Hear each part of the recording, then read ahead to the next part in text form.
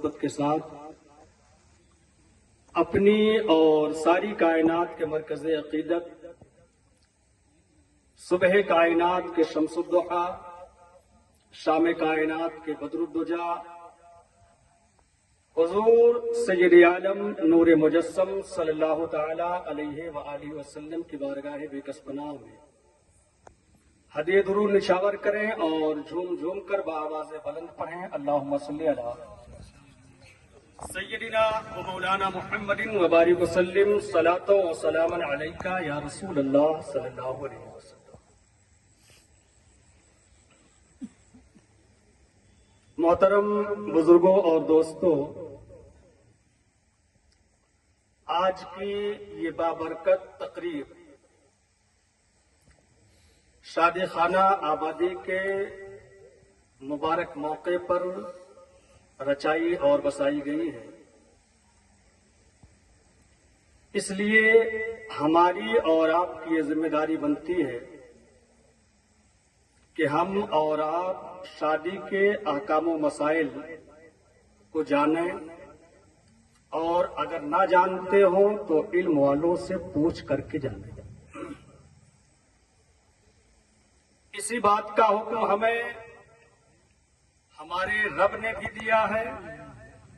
اور ہمارے رب کے محبوب حضور سید عالم صلی اللہ تعالی علیہ وآلہ وسلم نے بھی دیا ہے۔ قرآن مجید فرقان حمید میں خدائے وحدہ لا شریک ارشاد فرماتا ہے فاسألوا اہل الذکر ان کنتم لا تعلمون، کہ اگر تم نہیں جانتے ہو تو جاننے والوں سے پوچھو۔ اور حدیث پاک کے اندر اللہ کے نبی صلی اللہ علیہ وآلہ وسلم ارشاد فرماتے ہیں الا سالوا اذ لم يعلموا فانما شفاء العی السؤال، کہ اگر نہیں جانتے ہو تو کیوں نہیں پوچھتے؟ پوچھو اور پوچھ کر کے معلومات حاصل کرو، اس لیے کہ جہالت کی بیماری کا علاج پوچھنے ہی میں۔ اس لیے یہ شادی کا موقع ہے اور ہر صاحب ایمان کے لیے ضروری ہے کہ وہ شادی کے بارے میں یہ جانے کہ جس پر ہم عمل کرنے جا رہے ہیں وہ آخر شرعی نقطۂ نظر سے کتنی اہم شے ہے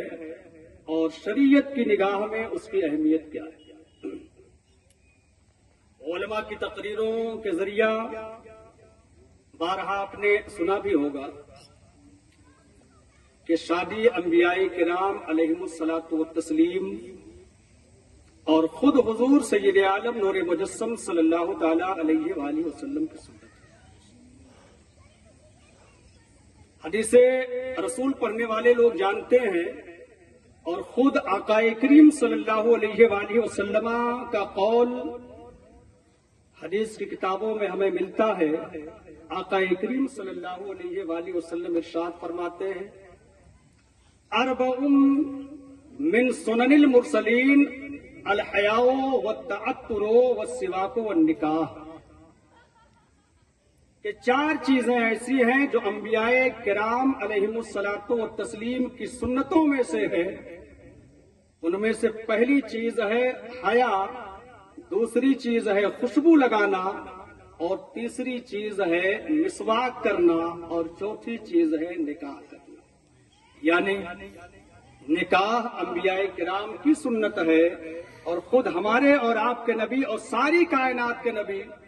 حضور اکرم صلی اللہ علیہ وآلہ وسلم کی بھی سنت ہے۔ شادی جسے ہم نکاح بھی کہہ سکتے ہیں، دوسری زبان میں اور بھی اس کے الگ الگ نام ہیں، یہ بابرکت عمل ہے کہ جب انسان اس عظیم سنت پر عمل پیرا ہو جایا کرتا ہے تو حدیث رسول سنیں، اللہ کے نبی صلی اللہ علیہ وآلہ وسلم بیان فرماتے ہیں کہ اگر انسان شادی کر لے، نکاح کر لے، تو یہ وہ بابرکت عمل ہے، یہ انبیاء کرام علیہم کی وہ عظیم سنت ہے کہ جس سے انسان کی نگاہ بھی گناہوں سے محفوظ ہو جایا کرتی ہے اور اس کی شرمگاہ بھی گناہوں سے محفوظ ہو جایا کرتی ہے۔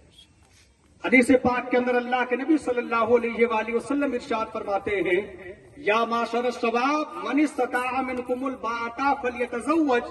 فإنہ اغض للبصر واحسن للفرج۔ اے جوانوں کی جماعت، اگر تم میں کوئی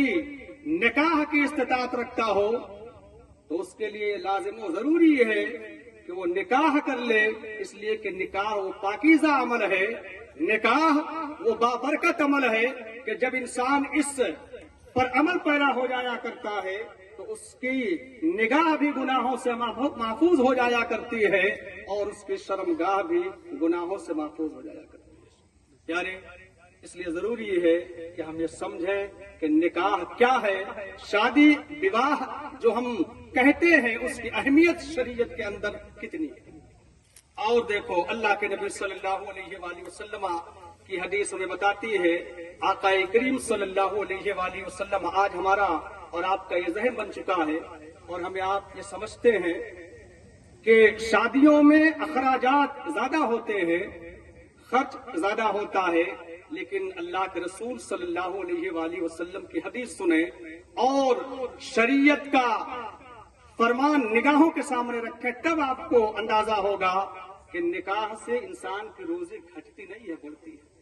اللہ کے نبی صلی اللہ علیہ وآلہ وسلم ارشاد فرماتے ہیں، تزوجوا النساء فإنهن یأتینا بالمال۔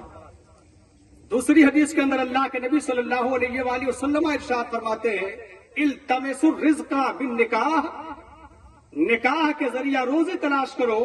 اور عورتوں سے نکاح کرو، خواتین سے شادیاں کرو، اس لیے کہ خواتین مالداری کا ذریعہ ہوا کرتی ہیں۔ خواتین سے جب انسان نکاح کرتا ہے تو اس کی تنگ دستی دور ہو جایا کرتی ہے، اس کی محتاجی دور ہو جایا کرتی ہے۔ پیارے، اسی پر بس نہیں، اللہ کے نبی صلی اللہ علیہ وآلہ وسلم یہ بھی بیان فرماتے ہیں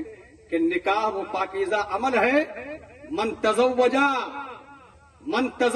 امرأۃ فقد استکمل نصف الایمان، کہ جب انسان نکاح کر لیتا ہے تو بہت ساری برکتیں تو اسے حاصل ہی ہوا کرتی ہیں، ساتھ ہی ساتھ اس کا آدھا ایمان مکمل ہو جایا کرتا ہے۔ یعنی نکاح سے ہم اور آپ کا ایمان، آدھا ایمان مکمل ہو جایا کرتا ہے۔ اور صرف اسی پر ہی نہیں بلکہ دوسری حدیث سنیں، اللہ کے نبی صلی اللہ علیہ وآلہ وسلم ارشاد فرماتے ہیں، اذا تزوج العبد فقد استکمل نصف الدین، جب انسان اللہ کا بندہ نکاح کر لیا کرتا ہے تو اس کا صرف ایمان نہیں مکمل ہوا کرتا ہے بلکہ اس کا آدھا دین مکمل ہو جایا کرتا ہے۔ اس لیے یہ ضروری ہے کہ ہم اور آپ نکاح کریں تو شریعت کے دائرے میں رہ کر کے کریں، شرعی پاس و لحاظ رکھتے ہوئے، شریعت کا خیال رکھتے ہوئے، شریعت کی روشنی میں کریں۔ ایک آخری حدیث میں آپ کو سنا دوں، اللہ کے نبی صلی اللہ علیہ وآلہ وسلم کی حدیث ہمیں بتاتی ہے کہ نکاح کی بہت ساری برکتیں تو انسان کو ملتی ہی ہیں، لیکن ایک بہت ہی جو اہم چیز ہے اور بہت ہی قیمتی چیز جو ہے، اللہ کے نبی ارشاد فرماتے ہیں، خیار امتی المتزوجون، میری امت کے